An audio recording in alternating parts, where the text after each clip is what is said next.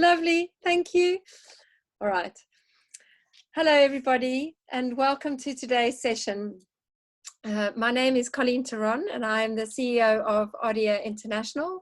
We are a specialist sustainability, business and human rights consultancy with expertise in modern slavery.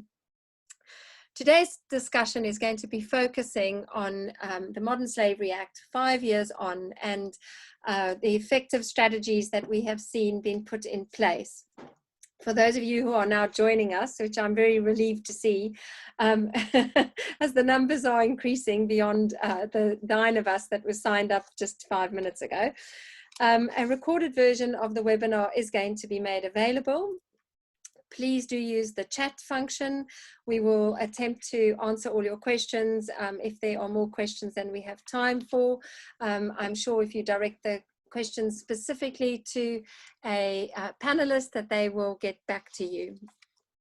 I'm really delighted to be joined today by this group of experts. Actually, most people that are on here are people I've worked with in the past or known in this journey of sort of the last 10 years of the Modern Slavery Act and its provisions coming into place. And so it's an absolute privilege for me to welcome them and ask them to come and share their views today.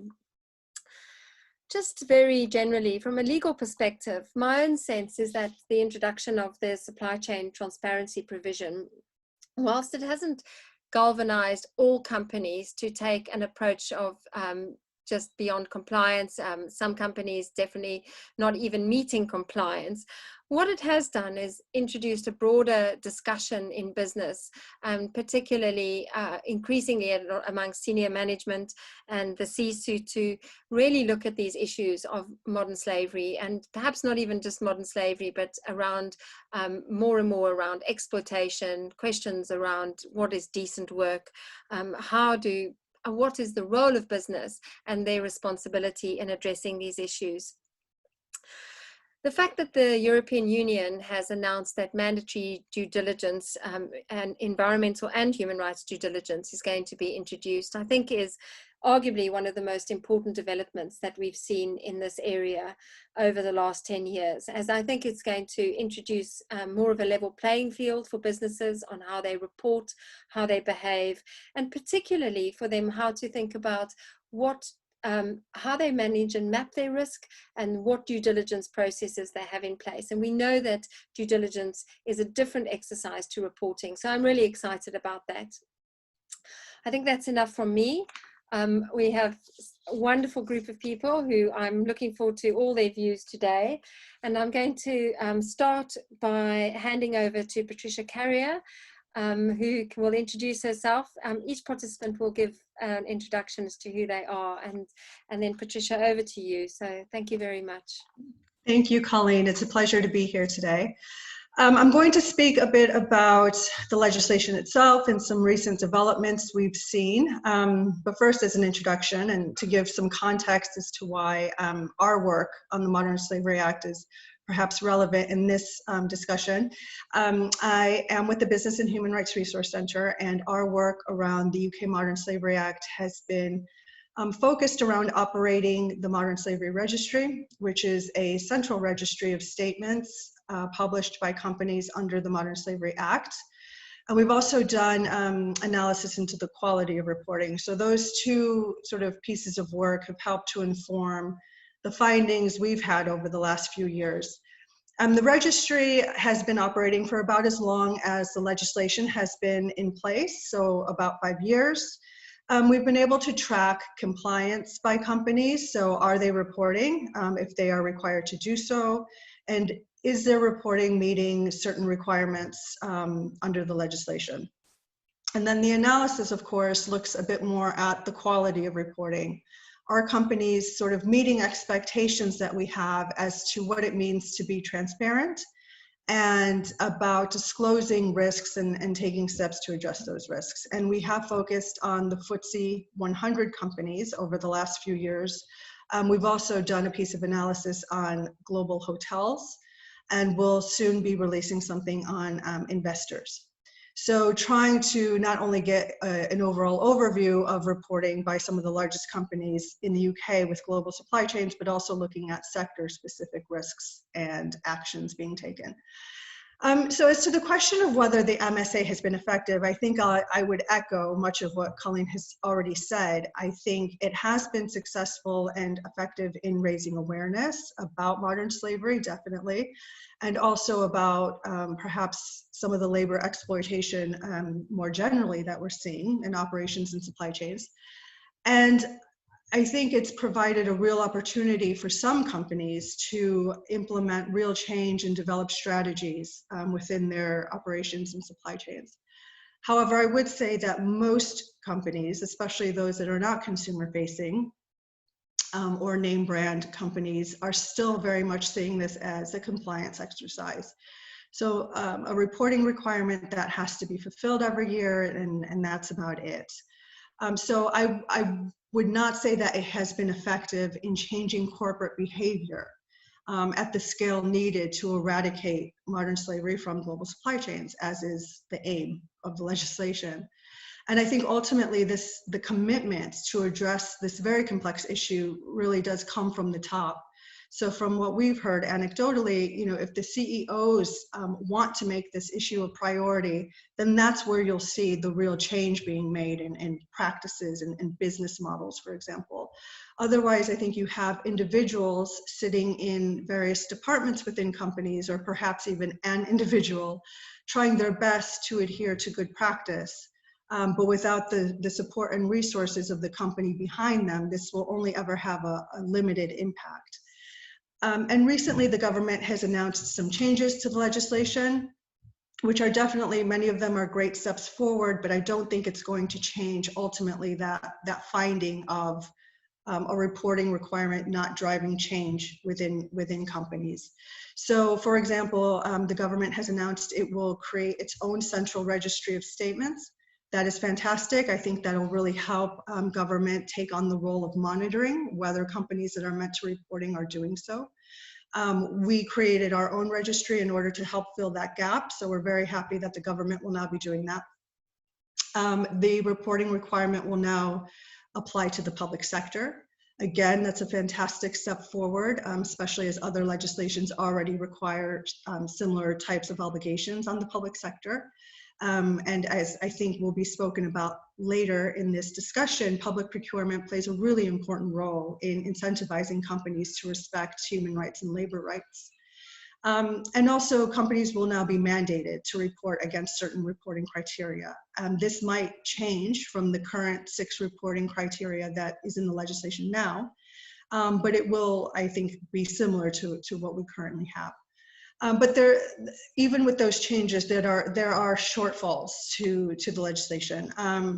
So we're not sure when these proposed amendments will be made. The government has said that they will be made when parliamentary time allows. So we don't have a clear timeline as to when the legislation will be amended, and we still don't have penalties. So they've sort of kicked the can on this one, and will address penalties when they consider a single enforcement body. But this type of enforcement mechanism is very important to driving compliance among companies, and it means that government will still rely on third parties such as NGOs, investors, and consumers to hold companies accountable for failing to report or for not producing decent disclosure. And really, after 5 years, I don't think that is sufficient, a sufficient way to hold companies accountable. We need to hold them legally accountable with mechanisms under the law. And even with reporting criteria being now mandatory instead of just suggested, I think that still leaves it very open for companies to choose and cherry pick, quite honestly, what they put into their disclosure and what they choose not to put in their disclosure. And so I think we'll still see a great variance among the quality of reporting. And then ultimately, you know, as Colleen pointed out, we have due diligence laws that have been enacted in France and in the Netherlands, for example, and now being considered at the EU level. I do think this is what is needed in order to push companies to actually change their behavior. Laws that would mandate human rights due diligence rather than just rely on reporting. And I'll just close my remarks by saying that even if a company has in place due diligence processes that are robust and quite strong, just because a company does not identify modern slavery risks or instances of modern slavery doesn't mean that there aren't a whole other host of labor rights abuses happening in their operations and in their supply chains, or that there aren't vulnerable and precarious workers in tier 1 or even in direct operations. So even though abuse might not meet the threshold of modern slavery, I do think that it is important for companies to address all of those other labor rights abuses that might be happening and might be actually more easy to remedy than perhaps something much more complex than modern slavery that might be happening much further down the supply chain. And by addressing these more core labor rights, it is also a very effective way to prevent more extreme forms of exploitation, such as modern slavery. And I would just point out that this is ever more important during the pandemic and will be even more important as we start the new year with a new immigration system that will effectively close the borders to low-wage and low-skilled workers that are often the most vulnerable. So I think my colleagues will be speaking much more in depth about some of the issues I've just touched on, but that's me for now, and I look forward to any questions that might come up. Thank you. Thank you, Patricia. Thank you. That's really helpful. And I particularly like the fact that you referred to the cultural issues, the corporate culture that's just so critical to this, and introducing the fact that, you know, we're talking about not just modern slavery as an issue, but exploitation as a whole. So thank you for that. And Justine, I'd love you to go next, if that would be great. So just handing over to Justine now. Great, thank you, Colleen, and thank you everyone for joining us today. So I'm Justine Correll, I'm the director for the modern slavery charity Unseen. We provide survivor support services to men and women, we provide training, and we also run the UK-wide modern slavery helpline. And in my previous life I had the privilege of drafting the Modern Slavery Act. So this is an issue that I've actually lived and breathed for a number of years. I just want to make a couple of points up front. For me, the legislation has been effective to a certain extent. I think, you know, when we look back at what we were looking at in 2012, 2013, very few police forces knew about modern slavery. Many denied that it would even happen on their watch. We had only a few businesses around the table. So, you know, a handful of businesses I was engaging with on a regular basis, wanting to have a level playing field, as Colleen has mentioned. And also not really any legislation that focused on transparency in supply chains, and looking at California, which was the only other place globally that had this kind of legislation. I think what the Modern Slavery Act has done is really started us on a journey, and I think it has to be a recognition that this is a journey. You know, we've had global conversations, and if you look at the amount that's changed over the last 4 or 5 years, you know, we've got Australia with, you know, a great piece of legislation, Canada looking at this, you know, the US is still looking at this federally. I'm not sure whether they'll ever manage to get something in similar, but you know, who knows. I've been and spoken to New Zealand government and the EU as well. So I do think, having had that global conversation, I think that's really the biggest impact of the Modern Slavery Helpline. Have all businesses done what they said they would? No. We also support another register, the Transparency in Supply Chains, and we know from that there are still probably around 3,700 businesses who are not producing a statement. And I think we need to understand that, one, this is not you know, something that you can decide whether or not to kind of focus on, and the government needs to go much further in making sure that businesses are compliant. But I use compliance as a word that it doesn't sit very comfortably with me, because throughout the last 5 or 6 years, where I've worked really hard with many businesses right across different sectors, construction, finance, hospitality, you know, you name it, we've had conversations with big players, and many of them talk about, we're compliant. And I think we have to get ourselves out of this. And it's exactly what Patricia said around changing behaviour. And, you know, the Act was meant to do that, and it has to an extent. We've got far more businesses talking about this issue. But I think we also need to remember that legislation really for me is a blunt instrument. So, you know, I don't agree with we just need more legislation. We need to have effective legislation, which is the right framework, which can allow businesses and those they do business with to do the right thing. And that's ultimately what we're talking about.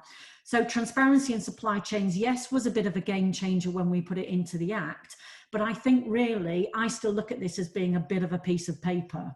You know, it's actually, you know, this is the output. But actually what's more important is what you're putting into it. And I think we do need to continue to raise awareness. We have managed that to an extent, but there are still too many people that say, this doesn't happen to me, it doesn't happen to UK nationals, it's all about, you know, illegal migrants and people who don't want to be, you know, fully in the economy.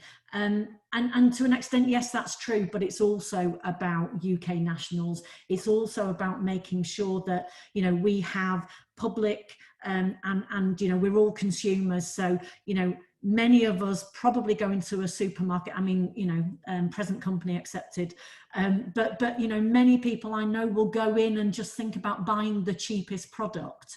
And it's about changing that behaviour and saying to businesses, look, you've got a responsibility here. And if you don't put that cheap product on your shelves, then people can't buy it.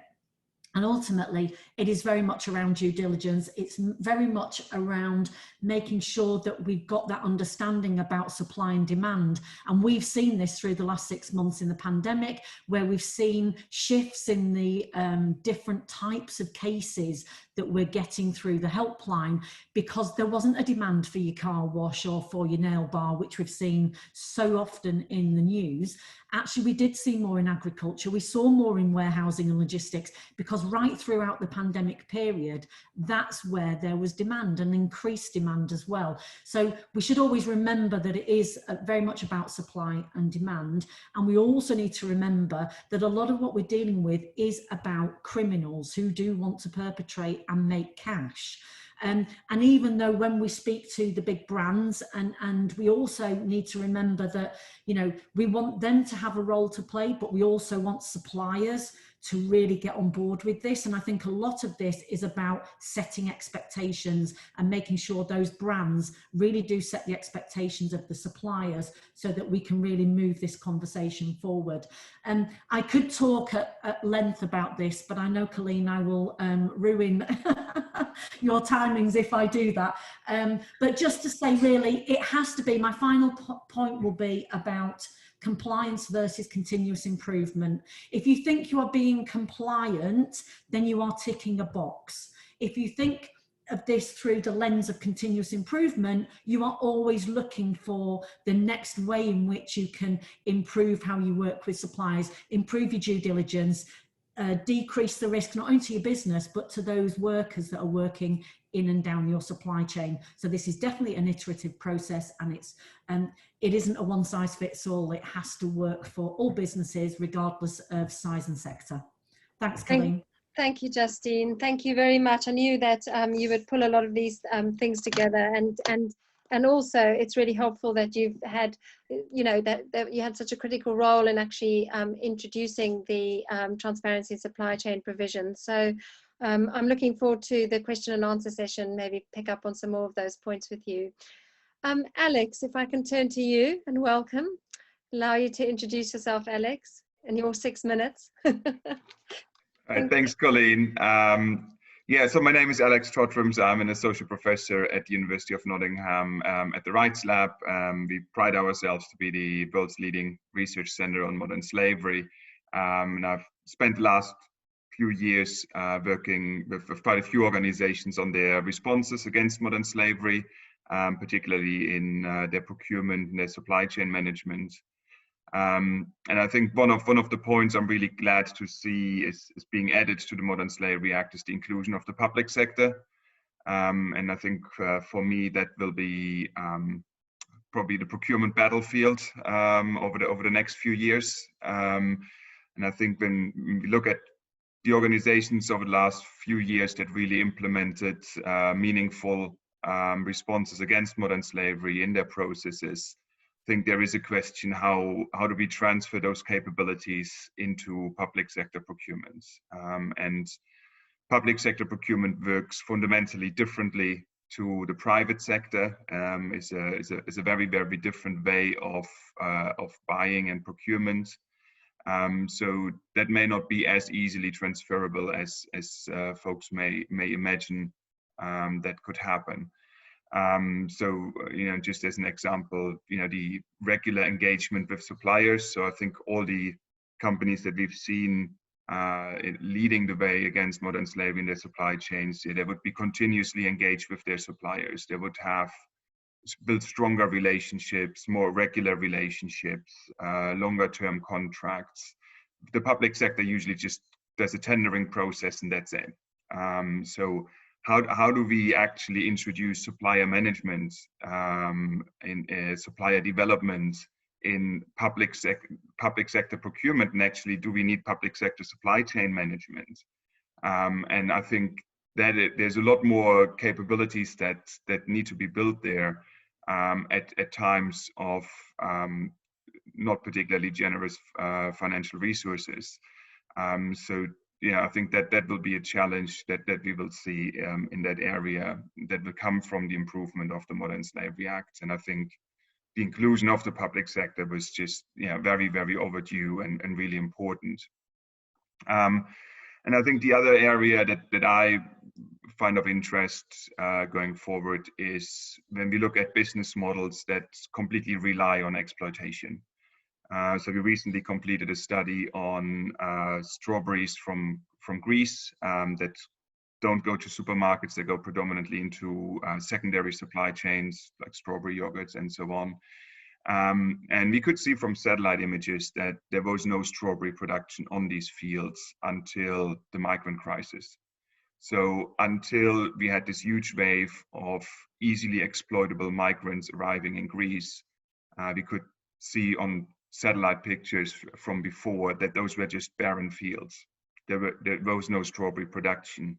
And suddenly you get a gigantic increase in production of strawberries from that particular region. So how we actually go and change that back, and how do we challenge business models that clearly have no economic basis without the use of exploitation? I think that will be really quite a challenge. How are we going to do that, and how we develop interventions in supply chains like that?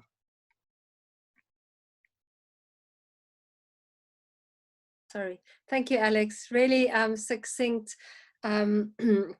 Two critical points. I'd like us to come back to public sector capabilities and useful also looking at the business model and how they set up. I'm sure that I think Shane might be able to pick up a little bit on that. Or Shane's looking shocked. I think so. So thank you for that, Alex. If I can turn to Eleanor, please, who's going to give us some insights from the investor community. Eleanor, over to you. Yes, thank you so much, Colleen, and thank you for the invitation to participate on this webinar. So yes, my name is Elena Espinosa, and I'm Acting Head of Social Issues at Principles for Responsible Investment.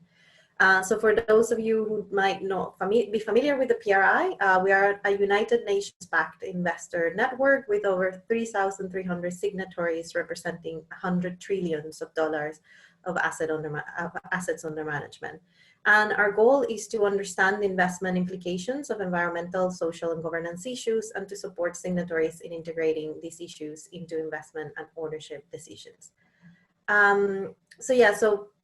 Just because I have very little time, I just wanted to first explain why does the financial sector have to do with modern slavery and human trafficking? And this is because financial institutions may be connected to modern slavery and human trafficking through their own operations and through their business relationships.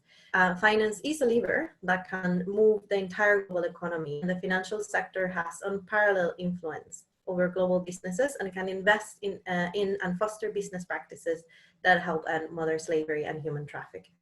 So because of the financial sector is so intertwined with the rest of the global economy, financial sector action will help change the way the whole economy works.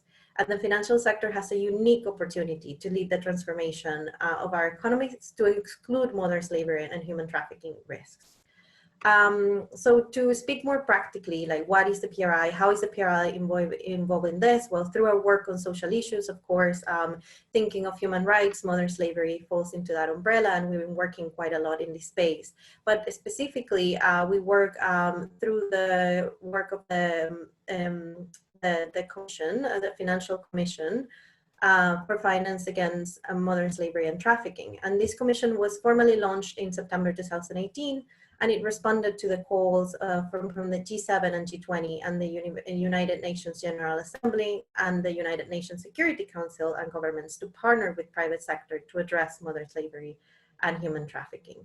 So this is a public-private partnership between the governments of Liechtenstein, along with Australia and the Netherlands, the United Nations University Center for Policy Research, and the Liechtenstein private sector and charitable groups. And it was convened by the Prime Minister of Liechtenstein with the Foreign Ministers of Australia and the Foreign Minister of the Netherlands, and microcredit pioneer and Nobel Prize laureate, Professor Mohamed Yunus. And it was chaired by our CEO, Fiona Reynolds.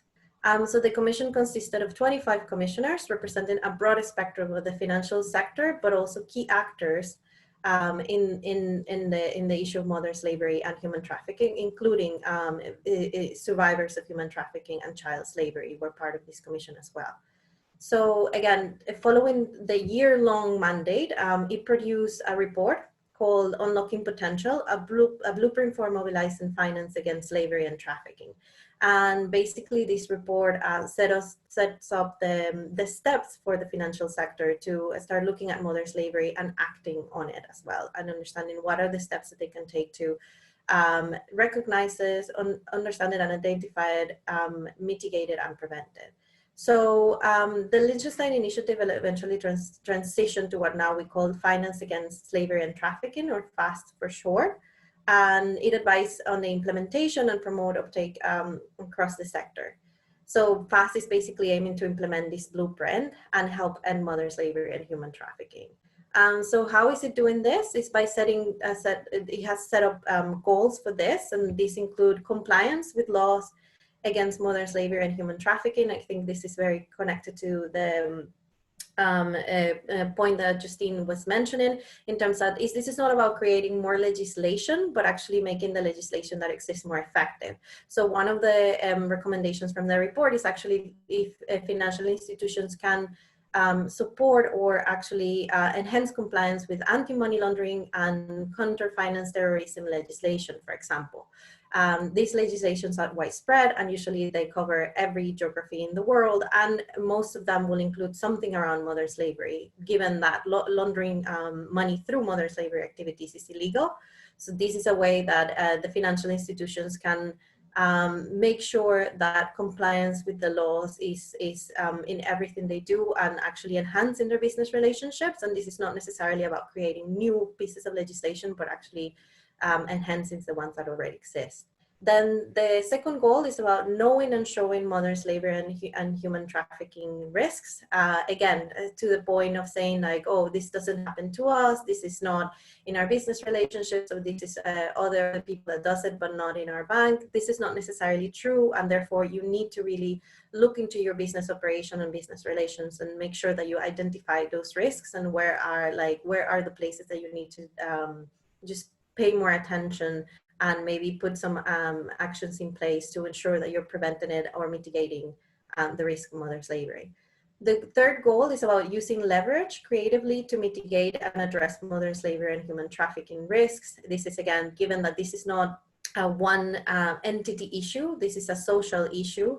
It is necessary that the financial sector as a whole is looking to use their leverage, even outside the financial sector, to ensure that, that we can end modern slavery and human trafficking. The fourth goal is about providing and enabling effective remedy to modern slavery and human trafficking harms. This is, again, like once and the risk is identified, and if you have identified issues of modern slavery, it's not just a matter of ending that relationship or just making sure that then you cut off business practices or that you change your business practices, is as well as taking care of the victims of modern slavery, and then how the financial sector can play a role with that, and doing things like, for example, reducing the barriers for victims to access financial products, for example, or making sure that you include modern slavery and human trafficking clauses in your different contracts or auditing processes and so on, just to make sure that you not just identify it, but you're also helping the victims to be reintegrated into society. And the fifth goal is investment in innovation for prevention. The first four goals are more immediate action. So what do you need to do now to identify and prevent modern slavery? The last one is just to make sure that we keep working on this. And as Justine was also saying, it's just this continuous journey of improving and making sure that we keep investing in new forms of identifying the risk, but also preventing modern slavery. So to help with implementation of the blueprint, FAST has also developed a series of tools and guides to assist the financial sector in understanding and identifying the risk of modern slavery in their operations. So one of these tools is the implementation toolkit, which consists of a series of tools, practical guides, case studies, and initiatives for the financial sector to navigate the blueprint and achieve the five goals. And it includes a risk mapping starter workflow, which is a simple introductory workflow for financial sector actors, beginning to think about how to identify modern slavery and human trafficking risk in their own operations and business relations. A connection diagnostic tool, which is an interactive self-diagnostic tool and illustrative examples that help financial sector actors begin to understand identified connections to modern slavery and human trafficking. The financial investigations tool, which is guidance on good practice in conducting financial investigations into modern slavery and human trafficking. Leverage practice matrix, which was built on a typology developed by Shift, and it offers illustrations from recent financial sector practice of 6 different types of leverage, helping financial sector actors understand what created use of leverage may look like. And the Survival Inclusion Initiative, which is an initiative to help survivors of modern slavery and human trafficking find safe and reliable access to basic financial products and services. And Vulnerable Population Initiative, which is a way of preventing modern slavery and human trafficking by growing access to financial products and services for highly vulnerable populations. So it's just making sure that there is access to finance to those vulnerable populations that will be more at risk of modern slavery and human trafficking. So next to that, FAST has also developed a training material that is available online and free for everyone to use, and has had 4,100 people taking it from 130 countries since it was launched 4 months ago. So it's quite impressive, and it's been updated regularly, and again, it's free to use. So feel free to share that with your connections. And I would like to close with like practical examples on how financial institutions are using the blueprint and putting it in practice. And this is, for example, CCLA, which is an investor management for charities, religious organizations, and the public sector, has created an initiative called Find It, Fix It, Prevent It. Through this work, they recognize that modern slavery exists in the supply chain of nearly every business, and that investors are linked to that through the share ownership of companies. So because this is a collective issue for investors, CCLA is building a coalition of investors taking action to encourage more effective cooperation and action on modern slavery. And as well, we have the Investor Against Slavery and Trafficking Asia Pacific, which is again an investor-led initiative convened to engage companies in the APAC region to promote effective action among them, and is based on the Find It, Fix It, and Prevent It model that CCLA has developed as well. So these are like ways in which investors are getting together and looking at the issue of modern slavery and trafficking. And I can give a little bit more detail of like different goals, or what does that mean in practice for investors, but I just don't want to take any more time and let the other panelists as well to express their thoughts. So thank you very much. Thank you, Eleanor. Thank you. That was a very detailed explanation of what the PRI does. And so we can ask people to pick up some questions and answers after that. Thank you. So if I can move on to Helen, please. Helen, had the pleasure of knowing you for a long time. So please do introduce yourself, and looking forward to what you have to share. Thanks, Colleen. Hi, everybody. My name is Helen Carter. I work for an organisation called Action Sustainability. We focus and specialise in sustainable procurement, but also I work for an organisation called Supply Chain Sustainability School, which is a collaboration within the construction industry, looking at how you address a lot of issues, not just modern slavery, through supply chains and a more collaborative environment. I came to the subject matter personally on modern slavery when the Act came out. I was given the job to work out how construction could come together to provide a uniform response to compliance initially within the Act for the supply chain.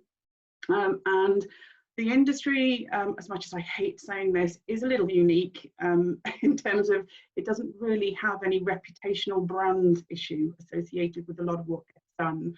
We don't have the Nike, we don't have the Adidas, we don't even have some of the sort of, you know, Sainsbury's or Tesco's.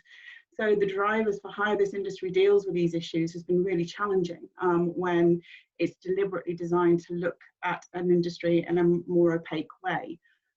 So I think one of the things that we've seen since the Act has come in is that it has, at least in the industry I operate predominantly in, seen awareness increased. I've trained over 3,000 people in the last sort of 4 or 5 years, raised awareness, which is great. The conversation has started.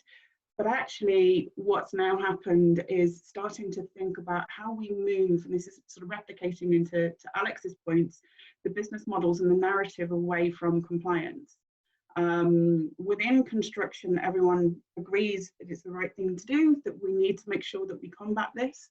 But actually, when you work on business models that are very slim on margins, that are designed deliberately not to look beyond tier 1s to 2s, so beyond tier 1s if you like, then actually combating slavery in your supply chain becomes very, very challenging. Now, I'm a procurement professional, I'm very proud of it, one of the few. And what I can also say is that there's been very little narrative around procurement and the procurement process, bearing in mind that the legislation talks about transparency in supply chains. There is a lot of emphasis on a standardized approach to the way that you manage your supply chain, and there is an element of truth within that, but actually we're already seeing different strategies depending on whether it's a more localized UK challenge and how you manage your supply chain locally, you know, with potential victims on site. Or alternatively, actually, how do we get into products and materials where within the industry I operate in, that's actually where the majority of slavery and exploitation exists. And when you don't have that reputational brand challenge, how do we get that narrative changed? How do we challenge businesses to think beyond compliance and move into a more intelligent conversation? I think the other thing we've seen is that we're not the only show in town. Modern slavery is one of a whole multitude of sustainability impacts that businesses are having to deal with, whether it's climate change, whether it's circular economy and waste, whether it's plastics, whether it's biodiversity and natural capital. From a business model perspective, they are trying to juggle all of these areas in a facility where they're not really that mature. They don't necessarily have an understanding of what they all mean and how to resource it more effectively. It has got better, but what we're starting to see now more and more with the organisations that I'm talking to is how do we build the conversation around exploitation into a more positive environmental, more positive discussion. So actually within the industry that I operate in, we've got a skill shortage. We have an issue with bad equality and diversity, which has got better. We have issues with exploitation, and I mean bad bullying, bad payment terms, bad wages, all those sorts of issues. And we've been able to whittle it down into one fundamental thing. You're an organisation that cares about people or it doesn't. And if you care about people, your strategy needs to think about all of the issues that are related to how your people are looked after. And by stepping into that environment, we're starting to get more traction with organisations thinking about exploitation on top of all the other issues, and creating a more holistic approach to how we deal with these issues. That's sort of stage one. Once we can get organizations to think about that internally, and then obviously within their tier ones and their direct supply chain, we have to roll that further and further then into the extended supply chain. And that's where the business model challenge comes in. That's where the procurement challenge comes in, because actually what you're doing is needing to meet the competency of procurement people to think more about cheapest price, sorry, less about cheapest price and more about value, more about how do I procure in a way that delivers value. And I think one of the positives at the moment that you're probably aware of, I might think more about, is the whole social value discussion, which will be a driver within public sector particularly, which is if I spend taxpayer money, how much of this taxpayer money not only delivers what I'm buying, but actually delivers a wider value to either a local community or an international community. So that sort of dialogue is starting to happen, but needs more traction and more implementation, particularly from clients to drive this really into the supply chains. So we're seeing awareness increasing. We still haven't seen enough about knowing what to do when you find it, knowing what to do, how to procure properly, knowing what to do in terms of what due diligence looks like. Mainly to Justine's point, I think, and Patricia's point about people still see it's a compliance issue. We're also starting to see the fact that actually if we can change the dialogue to a more integrated strategy on how to deal with these things at a business level, it starts to move away from the compliance into that sort of ethos of responsible business, which is where business is going. And then obviously the other aspect is just better competency, better procurement competency, and actually how do we then get that embedded into tiers 2s and 3s of our supply chain, where fundamentally they don't have time to do this, or they don't understand how to do this. So technology is another really interesting one. How do we use technology to increase the visibility of our supply chain, you know, the blockchains, the sort of invoicing systems that might potentially provide some value. So I suppose in short, I'm sort of living example within the industry operating that collaboration can improve the situation. We have done a lot of work within construction that's improved the visibility through the school, through the charter, the People Matter Charter that we created, through the construction protocol that Frank might or might not talk about later on, with regards to bringing organisations together. Where we need to be now is actually starting to really get more of an intelligent conversation around the links within this collaborative framework, and starting to get people really understanding their role rather than just generally what's modern slavery and it's terrible and let's do something about it.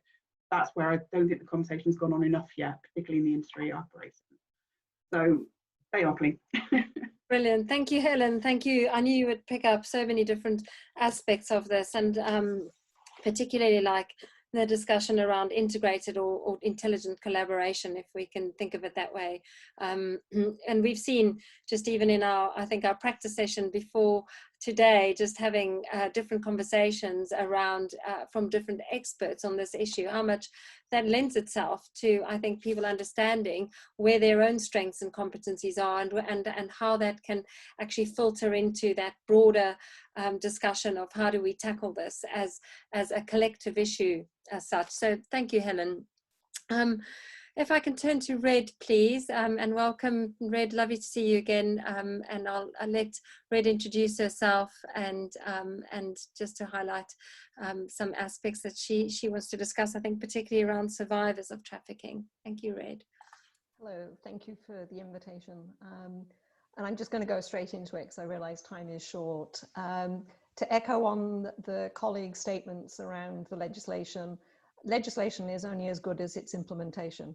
It's as simple as that. You can keep adding legislation, and if it's not implemented in an equitable way and a way that actually is sustainable, you might as well have no legislation. And I think that's where we've ended up. I suppose from my side, just a quick heads up, I'm Chief Exec of Sophie Hayes Foundation. We're the only charity in the UK that only focuses on employability. We don't do casework, we don't do asylum work, we only work on supporting women survivors to become employable, not to find them jobs. It's the employable bit that's really important.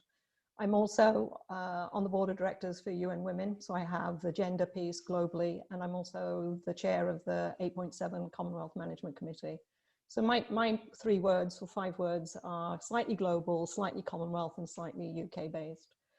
the things that I think we all know, 71% of those enslaved are women and girls, and that 60% of girls in underdeveloped countries actually don't complete primary school. Only 30% go on to secondary school. Why is that important? Well, 1 extra year at primary school actually increases an adult salary by 10 to 20%.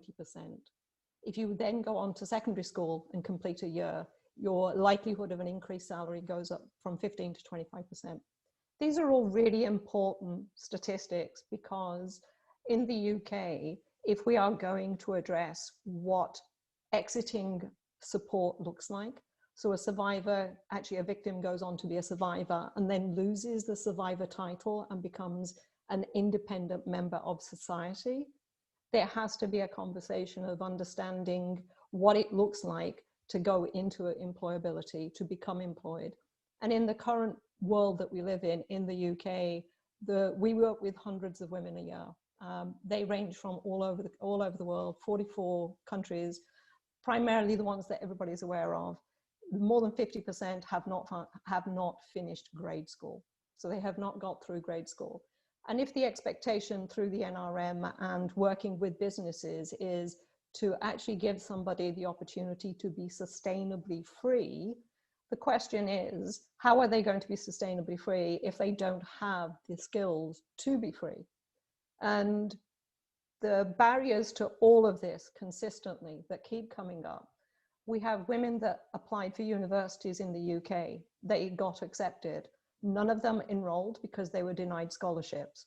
And the only way they could have supported themselves was to have paid international fees. So that's barrier one, the barrier to education in the UK through the inefficiencies or the implementation of the legislation. The issues are that 50% of the women do go into the NRM because they have some kind of faith, but then they get caught in the hold. Then 50% don't go into the NRM because they have no confidence in the legislation and their right to be treated fairly. We then have a question around accessing volunteering. They try to volunteer, and we actually now have statistics where folks have actually volunteered, and the skills that they learned in volunteering have been used to deny them the right to stay in the country, because it was reported that those skills have upgraded their skills and therefore they can go back to their home countries and be independent and employable. So that's a catch-22. The last piece is the access to employment. The access to employment, there is none. And businesses that are working on supply chain statements and are actually looking at their statements in a way which is not a checkbox exercise, as Helena says, in that holistic approach of we're talking about people in a people environment. The question then becomes, what part do businesses play if they have supply chain, if they have business statements around modern slavery? What is their expectation that they will be proactive in hiring victims of slavery? So where is that connection going to go? How are people actually going to be sustainably free if they can't support themselves? If they can't support themselves because they don't have the education, how are they going to get the education? If they can't get the education, what is stopping them from being re-trafficked? I have 2 cases I'm going to finish up on. I have one victim that has quite frankly told us when she was denied her scholarship and then denied a place to volunteer, her question was, why did I ever escape from my abuser? Because I'm actually now in a slightly worse space than I was before. I was given the road to become free and all of those doors have now been closed. So there's that side of it. The second side of it is we work with businesses. We've actually now stepped into a slightly more global space at Sophie Hayes. We have 2 types of businesses. One that will say, this is outside of our comfort zone. We've never worked with victims of slavery before, and we're not quite sure how this works from a HR perspective, but we're willing to actually make it work. The other 50%, quite frankly, will turn around and say, we have a statement, we're raising awareness, and that's about as far as that we're going to go. So the legislation, I'll echo again, the legislation is good. The implementation of it doesn't work. You can have 2 individuals that apply for same access to education in 2 boroughs in London, and both of them got very different outcomes. One was accepted and one wasn't. So I fast-tracked all of my statements there. I hope, Colin, that was enough. But my question is, where is the business responsibility into stepping into the people space? Thank you. Thank you, Red. I think that's extremely challenging, and I'm hoping will leave us all with some food for thought in whatever way that we are acting in this particular space, to not lose sight of the fact that, you know, the legislation was actually implemented for this very reason. It was to look at how to change what was happening to people, wherever that was, in terms of their exploitation in supply chain. So thank you for that perspective. Shane, can we move over to you, please? And I know that one of the panelists have asked if we're hearing from Business Today, so I've assured them that Shane is going to be the one. So welcome, Shane, and over to you. Good afternoon and welcome everyone. Thank you very much for the invite today. My name's Shane Tyler. I'm the Group Compliance Director for the Fresca Group. We supply fruit and veg to retail accounts. Quite frankly though, that doesn't matter. My name doesn't matter, the name of the company I'm operating doesn't matter, because frankly the exploiters don't care, so why should we? If they will get into any business that they can do. And the bit that we often forget about this whole process is business generally are not the exploiters. The vast majority of the time, the only people that are exploiting our workforce are the exploiters themselves, that are doing everything that they can to make money out of a shared asset.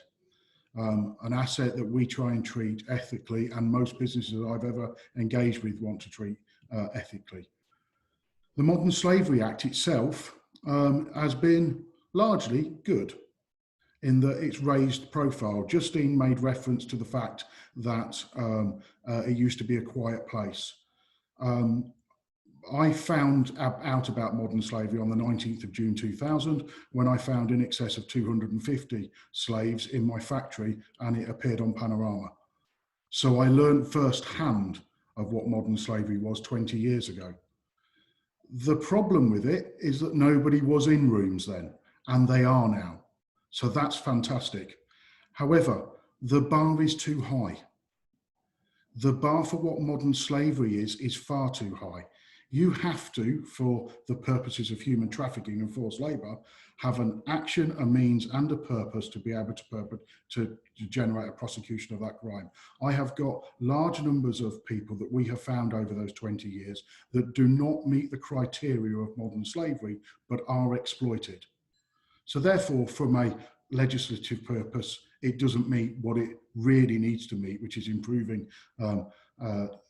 welfare for staff in the supply chain. The second thing is the term modern slavery. For most businesses, it gets our backup because it affects brand. The name is bad. It doesn't necessarily stimulate engagement and businesses wanting to engage with that. In fact, we have dropped the phrase modern slavery within our organisation years ago because we actually treat the dealing of worker exploitation under the Health and Safety Act, health, safety and welfare of employees. And we actually discount the whole side of modern slavery from it because people don't recognise, victims this is, don't often recognise as slaves, and businesses don't want to admit to the fact that they have it. We've also identified that the supply chains are far too vast, and what's happening is businesses are being judged on what they are expected to achieve in terms of declaring a slave-free supply chain. There is no such thing. And we need to grow up and accept that there's no such thing as a slave-free supply chain, because there are criminals out there exploiting people in our supply chains. I also believe that there's 4 types of supplier. There's the compliant supplier, the box ticker, those that are unaware, those that are unable, and those that are unwilling. The unwilling ones we need to manage. The unable ones we need to support. And I would argue that all of us are that. And the unaware just need a bit more training, awareness, and guidance. Because when you look at how you manage it, it's what are you doing to prevent it? What are you doing to protect workers? What are you doing to prepare for if you have an incident? What are you doing to pursue? I don't believe there's any single business or any single organisation that can claim it can do all four. So if we're talking about businesses really trying to meet the Act and trying to deliver against that, it's almost an impossible ask. What we can be doing though, and it is not an excuse for a business not to do something, we all have a statement, or should be putting a statement out. That's our driving licence, but we all have a decision about how we drive. And we shouldn't be judging a business on how good its statement looks. We should be judging it on how it's driving and what it reacts to. And Eleanor made reference to the CCLA's campaign. There's a quote on the first page of that campaign. It reads it, and I did have to look it up. Don't judge a business on whether it has modern slavery, judge it on what it's doing about it. I remember that phrase because it's mine. Because I worked with the CCA to help put this concept together of how businesses, and we need to start working together to collaborate. Because as I mentioned earlier, not every business can deliver all of this. There's not one single business that can. We've all got to work together. To prevent a crime, I need to be working with NGOs. I need to be working with police forces.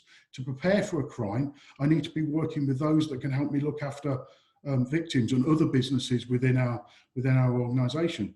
To pursue a crime, I can only do with the authorities. So we have to be collaborating across the board.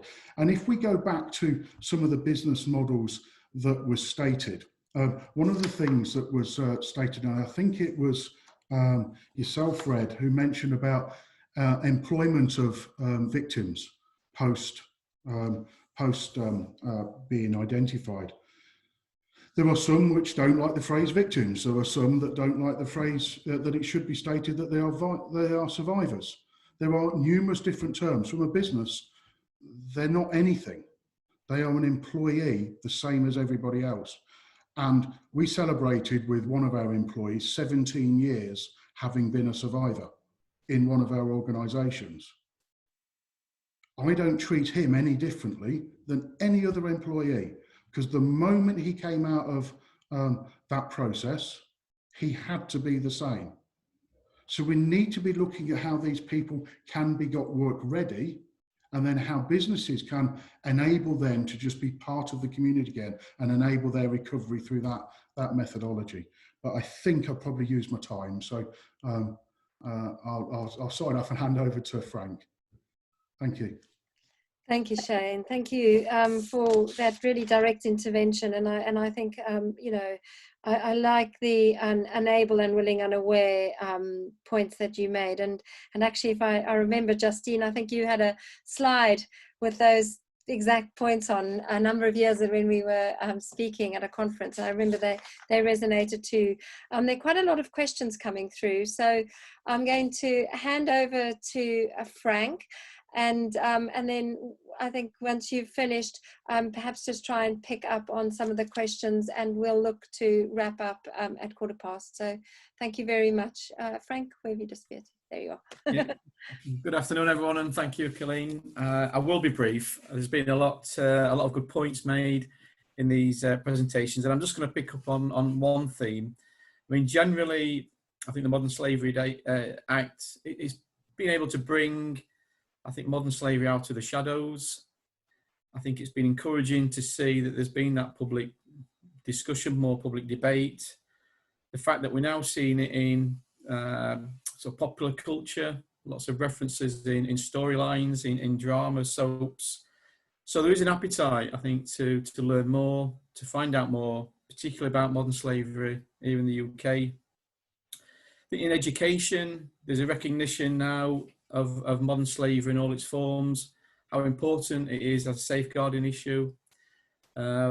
Also, particularly with labour exploitation, how that is now being framed within a wider understanding of employment rights and responsibilities, and that's also been mentioned prominently in this session this afternoon. A project that we're working on with a college in Lincolnshire, we spent 2 years now looking at how we could introduce the subject of modern slavery and labour exploitation into the curriculum. And I think in a way, the way we introduce it that is relevant and purposeful for the students themselves who are taking you know, a vocational, you know, a vocational program of work, and it's got to be relevant to their role, to their future careers. And that was done in partnership with the Rights Lab at the University of Nottingham and the Skills Education Group. And it really did give us a good understanding of learning. And the challenge was now is how can we lift that learning from that pilot and apply it into a national program. And what we're doing at the moment is designing a suite of qualifications in preventing labour exploitation. We feel there's several benefits that this could bring. I think for those that are entering the job market for the first time, their lack of understanding of their rights, their responsibilities, but also their confidence about how to articulate their rights and how to challenge when those rights are being denied is really important, not just for young people, although that is a particular area, but also for adults who may be getting retrained into a new sector. And particularly in colleges where they're doing vocational qualifications, they're actually going into the sectors that we know are high risk. So it makes sense that for those students going into construction, going into hospitality, areas of agriculture, that they have got a more rounded understanding not only of the employment rights that everybody has, but also some exploitative practices that they may come across that may impact on not just themselves, but also their work colleagues. And we feel, therefore, that if we can get this national qualification launched, once it's been piloted, that it will be of benefit to the students. It will give them, as I say, an upskill in knowledge and understanding. But I think it's an excellent tool that businesses could then use as part of their due diligence. Because if they identify within their supply chain workers who are particularly vulnerable, and this could be adults who have come over to the UK recently, may not have the up-to-date knowledge of their rights in the UK, may speak very little English, employers can identify them as particularly vulnerable, and they could enrol them on this program for them to get the qualification, and in doing so they can demonstrate a key area of due diligence because they're actually identifying where those vulnerabilities exist within their supply chains. And I think the challenge is also to direct it at those sectors that are particularly high risk. And I think the role of the GLEA, where I work as head of prevention and partnerships, is to have that discussion with those sectors and to see what appetite there is for a qualification of this type, that if we can roll it out nationwide, could actually start to challenge and help, I think, a broader understanding of employment rights in the UK, which has been lost to some degree by the lack of the role of trade unions, a lack of the state support that was present and is now diminishing. So people who are getting into the labour market are finding themselves really quite alone in there and very difficult to find where to go and where to seek that help they need. So I'm going to finish there because I know it's we are short on time, and hand back to Colleen. Thank you. Thank you, Frank. Thank you. That's very interesting. What you're going to set up and raise quite a few questions for me around, whether there are any tie-ins around, well, particularly around vulnerable people, and perhaps questions of, if a business is actually going to get people to undertake this training, does it assume that they have direct employees? So there's other for them to be able to do that. So perhaps a question outside of this, but thank you, everyone. I mean, we've had such a wide variety of input and different views that I think have been shared, which I hope that everyone who's still listening has found incredibly valuable, from, Patricia's overview around the law, the legislation, what the Business Human Rights Resource Centre has been doing, Ilana and the PRI, the really practical aspects around public procurement, Helen, around your insights to business models and collaboration, Justine's, I think, extremely helpful input around the fact that, just looking at the law is not helpful. I think that's definitely come out from everybody, is that it's about effective legislation, and we have some specific questions around that. I just also wanted to I think I have a few questions for Shane himself around, you know, what happened when he found 250 people in his supply chain, how that, or in his factories, and that who were enslaved. You know, what was the business reaction in that? How did you change culture? Maybe I can ask that question after we've looked at the questions that have come through from the audience. So one of the first questions that have come through has been directed to you, Justine, but it's probably because so many others have touched on this. The question is, can you define what you feel effective legislation would look like? And I know others have spoken about this too, so perhaps we'll start with you, Justine. Yeah, so for me, I think it's, and we did some of this when we looked at the Modern Slavery Act. So if you think about the modern slavery requirements, and absolutely take Shane's point about modern slavery is not a helpful term. I did try and stop that when I was in the centre, but it didn't work. But really, if you look even at labour exploitation, we're looking at a lot of exploitation that doesn't meet the threshold of modern slavery. And we've got a lot of different regulatory requirements and legislation that meets smaller aspects of what we're talking about. It's exactly the same with sexual exploitation. So if it's human trafficking, then it's in the Modern Slavery Act.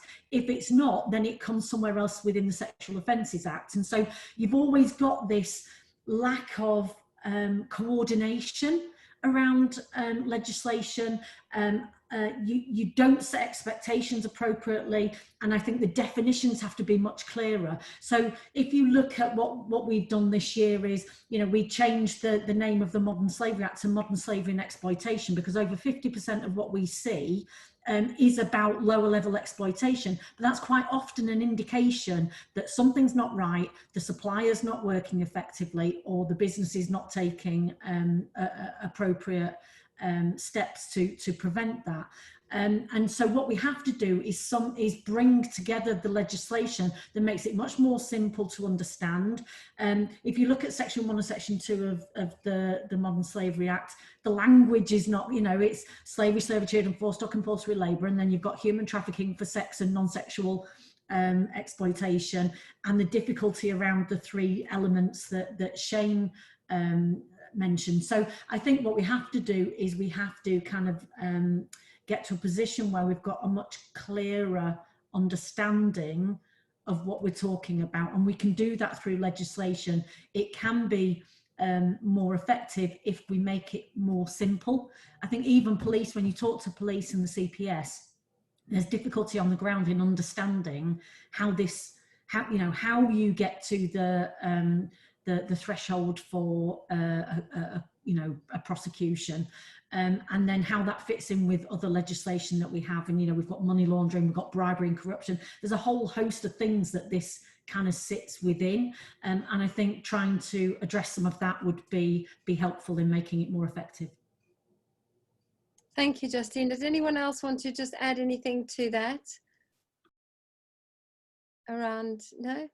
I mean, I think one thing I would say around effective legislation is that, you know, ultimately enforcement penalties that are actually carried through effectively also makes effective legislation. And unfortunately, it's not what businesses want to hear. But a good example was the introduction of the gender pay gap legislation, where, you know, tremendous fines have been introduced, and we have seen 99% compliance rate, and actually follow up around what is happening with introducing women into boards. So I do think that that's another element just to add to add to the answer, Rebecca.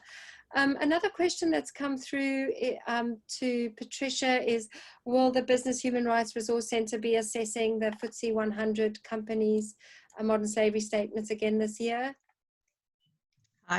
We get that question a lot. We haven't decided.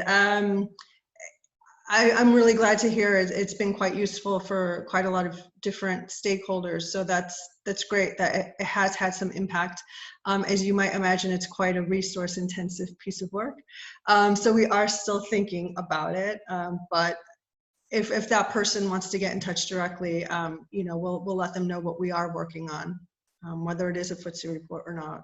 But I know colleagues in Australia will also be likely working on something with those statements as well, similar to what we have done with the FTSE 100. So there's always appetite to scrutinize what companies are disclosing under these laws. Thank you, Patricia. And thank you, Helen. There was a question from Andrew Phillips asking whether businesses should simplify and shorten their supply chains to increase transparency. And Helen, you have answered that. I suspect everyone can read that. Sorry? You wrote to summarize that really quickly. Basically, just to answer that really quickly, because I did do it and I was aware time was running out. Yes, it would be great to simplify supply chains. Some industries do that anyway. They have linear supply chains that rely on that transparency. So you usually find that in manufacturing, automotive, where it's not just about exploitation, it's about just-in-time and delivery goods. Some sectors, unfortunately, don't have that sort of transparency. It's much more intermingled. And in those situations, you are looking for clients to drive as much as you can. The UK does not have the capability and capacity to bring everything in-house. We can't make half the stuff we need to do.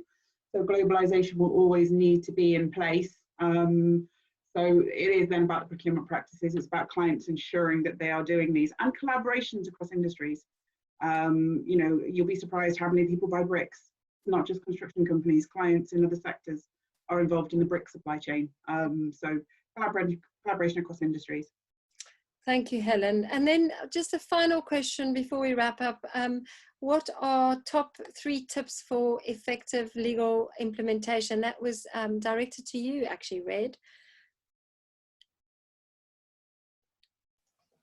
Sorry, I completely didn't hear that question. My Wi-Fi completely cut out then. That's okay. The question was, what are your top 3 tips for effective legal implementation? So I'm going to be the person that's going to raise the thorny statement. I don't believe a centralized approach like we have at the moment, where the Home Office is responsible for decisions, is appropriate. Effective implementation means basically decentralizing it, making it localized. We do that with health services, we do that with everything else. Individual support is actually put together locally. So the first thing is implementation has to be localized. And then there needs to be greater training and greater understanding at the coalface for those that are actually implementing, to be trained and kept up to date in what the legislation is or is not doing. Mm-hmm. The third piece is, quite frankly, victims, survivors need to have far more information about their rights and how to actually navigate their rights. And I think that once again comes back to that information it's a bit of a hit and miss. It depends on where you are in the country with what information you're going to get. So it's a top-down approach, and it's the other end. As an individual, you have rights. You need to know what your rights are. Brilliant. Thank you, Red. Wow, we're exactly on time. And I just want to thank each of you. Really insightful, very informative. I really hope that all of you who have joined us today have found it as interesting as I have, having the privilege of moderating this. So thank you to all of you. I hope the rest of your day goes very well. Thank you to all of those that were listening. We will put a recording on the website for anyone that might want to go back and listen to any of the insights. So thank you and goodbye. Take care. Thank you. Bye-bye. Bye. Thank you. Bye. Bye.